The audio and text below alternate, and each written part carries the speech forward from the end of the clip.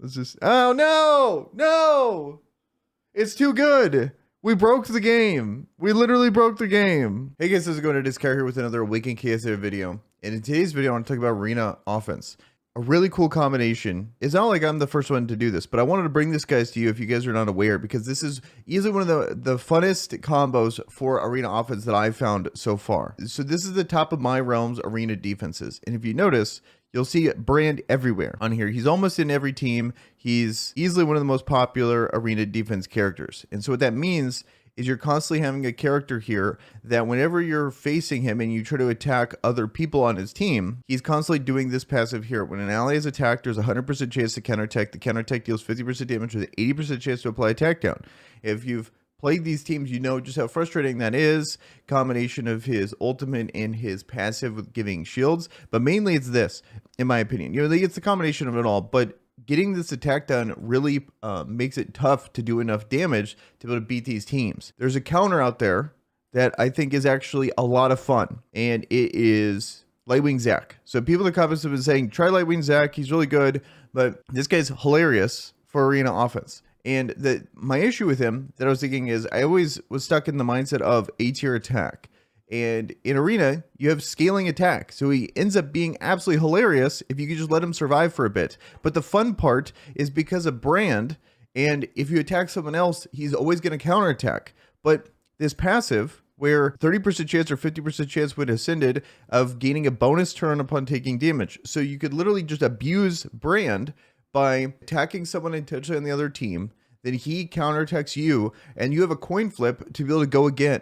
And then you could go again and go again. It's unlimited amount of times that you could proc this 50%. The max I've gotten is like 4 to 5 turns in a row. It's hilarious. But what's cool about him is that there's actually a reason why you'd want to do this. It's because of his ultimate. Deals 150% damage to an enemy, ignoring this enemy's defense. This attack cannot land a critical strike if the enemy is killed, fully heals his character. So what that means is you could just stack up as much attack as possible, because crit damage and crit rate do not matter. And you have the scaling attack percentage, so eventually this is going to one-shot people. I did like 16k true damage essentially, or damage ignoring defense on a Charles, for example, and just completely one-shot him. And it's so funny that this is happening. So the one drawback is your cooldown. But if you could proc your passive constantly, then your cooldown actually comes up in time to where you could just dunk the rest of the team. But then it's like, okay, you're probably going to have attack down. But that doesn't matter because of his A2 here, where he gives himself immune. So he gives himself immune, then he's going to attack with, and it's also attack. So it gives himself immune and attack. So then it procs Brand. Brand hits him. Then he has a 50% chance to go. So you're constantly lowering this. Then not only that, but his auto attack gives himself attack up. So potentially you could have attack up from your own passive. Then the next time you go around, your ult's up, to where then you could then just one-shot someone, especially as you get later on in the rounds.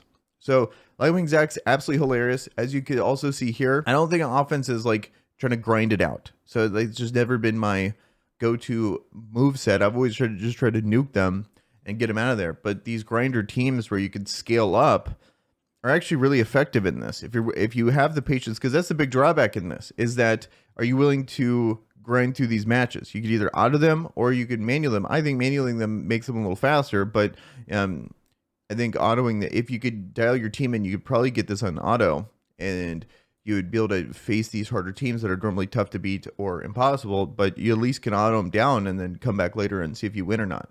So the team that I'm using is going to be Brand, because the 50% attack is actually hilarious when you 50% attack and then ult on top of that. So I really like that. Really like the shields for extra survivability. Also, the taunt on his A1. He's just an amazing character on offense and defense.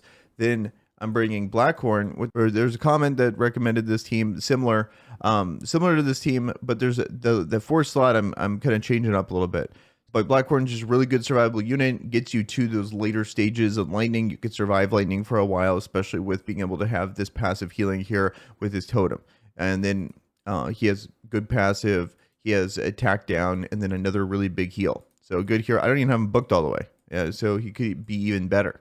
And then lastly, that fourth slot. So we have Zac, Blackhorn, Brand, But then that 4th slot, so the guy recommended Gurel, but I think this is good. This is not a bad pick, but it's not. It's reactive in my opinion. It's not proactive because the main part of his passive here is that he's countering and stuff, which is nice. But what I really liked, my favorite, also, I bring him up every video, but this is one of the best times for Crazy Urzak here because he's finally getting the procs constantly. The more bonus turns you take with Zach, the more he comes through. Also, he's the best and most reliable character in the game, in my opinion, of consistently being able to remove positive effects. He's constantly coming in with his passive, removing positive effects. And then the low-key thing that I really like is the unhealable. And then by the end of this encounter, you can just nuke someone because he's slowly gaining up his attack, just like Zach is. So I think this guy's amazing as a 4th option. But then there's a couple other options. So I was thinking potentially Godfrey, to be able to like steal buffs and stuff. That would be a good option. And then Imogen, if you have Imogen, be able to constantly attack at a turn. And I was thinking Rebel Set and Disrupt him. So those are the ones I was thinking as that 4th slot. But probably because of the event here, I'll just go with Gurel. That's what most people are going to have. Even though he's legendary, at least there's the event to make sure you could get him if you have enough pulse. So here, let me show you guys this in action because this is actually a really fun combo. So I'm going to just look for brands. The main part of this, it works against without brands, but this is we're brand hunting right now. And then Corrupt Orak, so we'll make it. He's notoriously hard. So brand, Corrupt Orak, Hakron, like these characters are normally hard to beat. I think something that might make this a little easier is that he has an Nathalia here. But let's see how this works. So I'm gonna go defense down. And ideally, we need to talk about the summoner spells after this because I think defense down is not that great for this team. I'm thinking a couple other options. You can maybe go heal, but I was thinking about doing the one that jumps you through turns. I forget the name of it, but that's what I was thinking. So I'm going to just go defense down, and I'm just going to auto attack here. I don't really care about lowering anything, but let's just get Nathalia out of here. And then also, I want to be attacking people that are, I want to attack people out of turn. Or I want brand to start attacking out of turn. So I want to attack people that are not brand. And then here we'll do this. And then, so bonus turn we got right there. And then I like to start with this. So we're going to start with the immune. So let's see if we could get some procs here. So we'll start with the immune. And then watch brand goes. Boom. Okay, so we failed the coin flip, but then here's Corrupt Urzak coming through. Clutch. Oh, we didn't fail the coin flip. We actually won it. Perfect. This is the exact scenario that I'm going for here. So now we're going to attack this guy. And so 10k ignored defense. That's the beginning without any scaling attack from the, and then look at that. It's a really good counter to Corrupt Orak too, because he always has to go, and then you get the 50% from him as well. So it's awesome.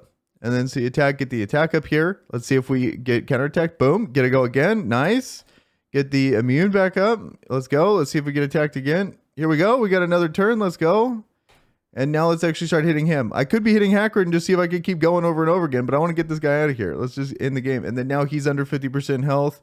Let's just well, I could remove the buffs here, but let's see how much damage we could do here. And so we just one-shot him. So that, I think that was a good example of just how crazy this is. And then this is obviously over, but in one round we were able to beat this pretty quick.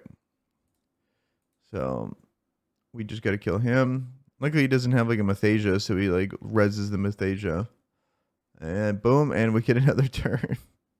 But it doesn't matter because Crazy Urzak finishes it out. But here, let's just, one shot him because we, instead of waiting for him to go. Oh, okay. Well, he's dead now. There we go. So I think that was a good example. We won a lot of coin flips there, but it's hilarious. It's so good. And then the later the game goes, you actually get stronger and stronger, and you have a lot of ways to actually disrupt them, keep yourself up, and go into the lightning. So here we go. I can't refresh this. So here, I'm going to pause this, and we'll do another example here in a moment. Okay, so now we're back. We have a couple more brands here to beat. So these ones, I'm trying to get, Okay, this is the closest to the tanky one as possible in this refresh here. So let's do this, because the ones with more DPS are significantly easier.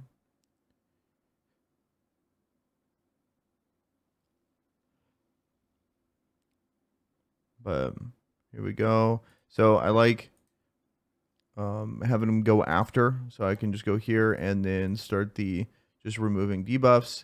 I'm thinking, so I just literally cleansed them all, which is absolutely insane. And then now we're gonna go lay down this.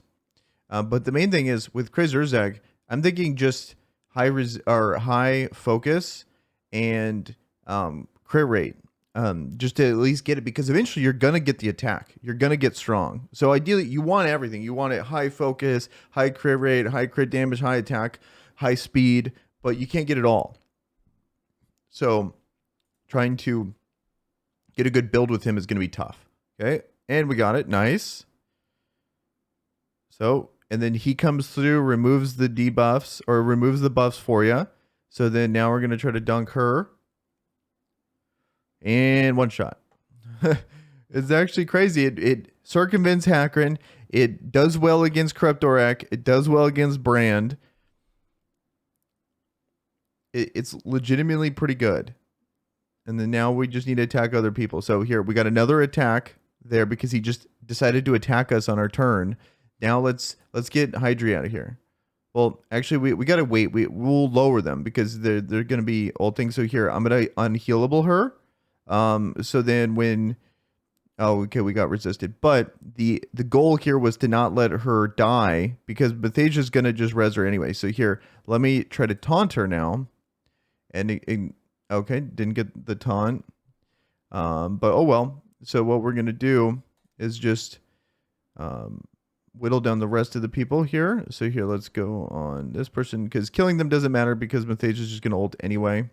But we're going to just start stacking up cooldowns so we can dunk the next person. And I love that recording luck here. Hey, it's so crazy. Look at this. You know, I could just dunk her to make, here, let's just kill her again. Oh no, it's too good. We broke the game. We literally broke the game. You know, I don't want to keep going on about this, but it's so much fun. It's legitimately one of the coolest combinations you could possibly do in this game. Let me know what you guys think about this. And with that, guys, I'm out. Peace.